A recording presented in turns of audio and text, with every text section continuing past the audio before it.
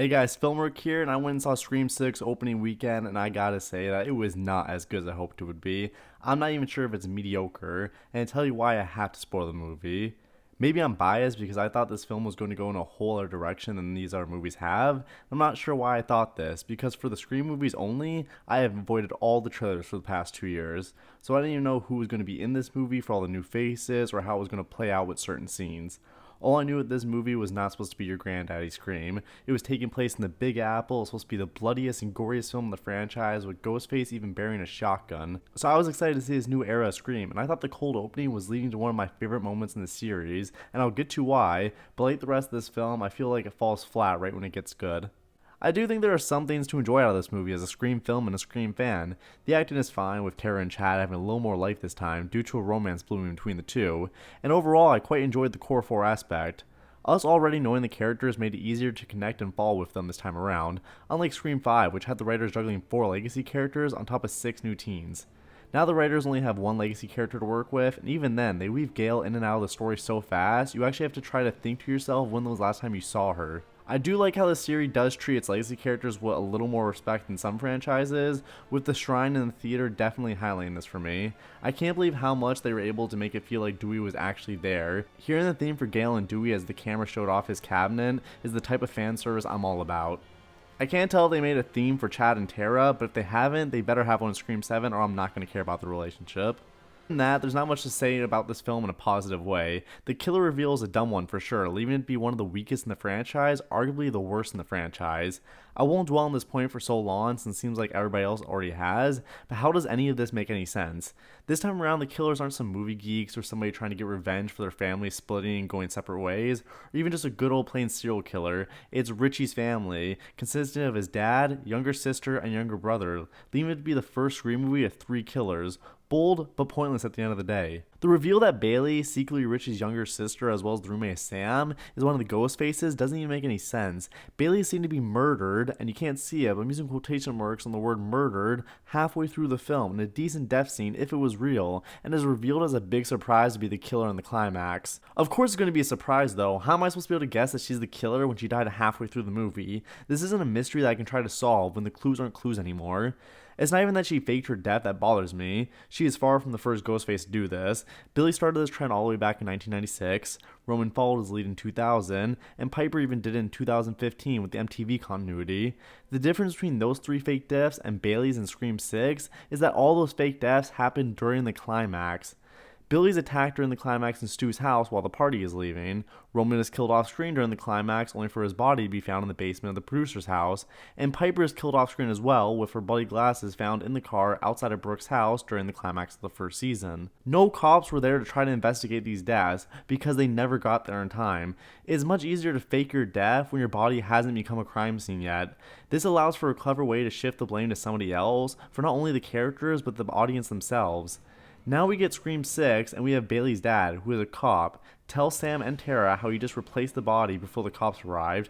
Like, how does that even work? The autopsy would show something is up, if not just looking at a piece ID compared to the newly swapped body wouldn't show you. And at the end, all 3 Ghostfaces are killed off swiftly, and without much flair, because I think Sam putting on the costume and wielding her dad's blade is something that's really going to lead us to believe that she can become the next killer. And I know I gave praise earlier, but even the biggest compliment of the film that I can give, being the personality that the core 4 now brings to this franchise as a group of survivors, is also the biggest downfall to the film. Maybe it's because they know they're going to have a Scream 7 next year, but they're too afraid to let any of their main cast of characters die this time around.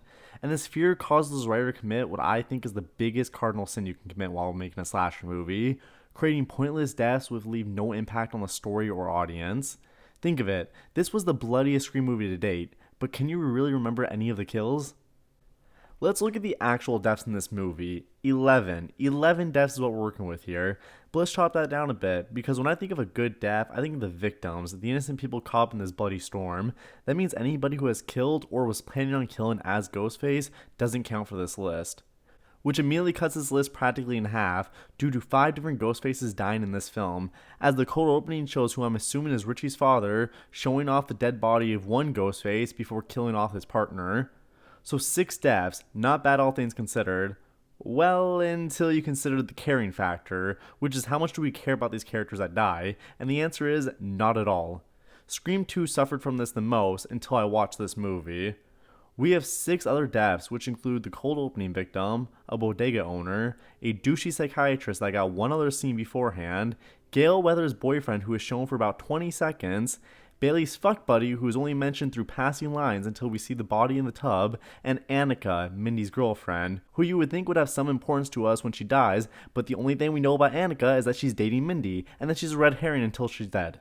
At best, you can make the argument that there is 1 out of 6 victims that can be seen as impactful, and at worst, you can make the argument that even with the killers included, there are no deaths of importance. Just what is this line of character deaths? This is the worst gallery of victims in the whole franchise, and just to emphasize how poorly these victims were planned out, let's look at the previous film in this reboot trilogy.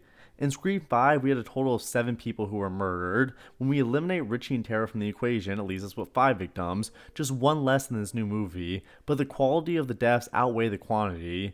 You have Vince Schneider, the douche at the start of the movie, a legacy character being Sheriff Hicks, her son, Wes Hicks, another legacy character and fan favorite, Dewey Riley, and finally Liv McKenzie, the girl who was shot in the head at the start of the climax. That's 4 out of 5 victims we care about, because who gives a shit about Vince? But the rest of the people we actually grew attached to, 2 of them are legacy characters, which is not only heartbreaking, but ballsy for the film to pull off, with a child of a legacy character not even making it to the sequel. And even though I didn't care for Liv too much, at least she made it through most of the film, so I got to spend some time with her. Scream 6 couldn't even pull the trigger on any of the main cast or teens of legacy characters.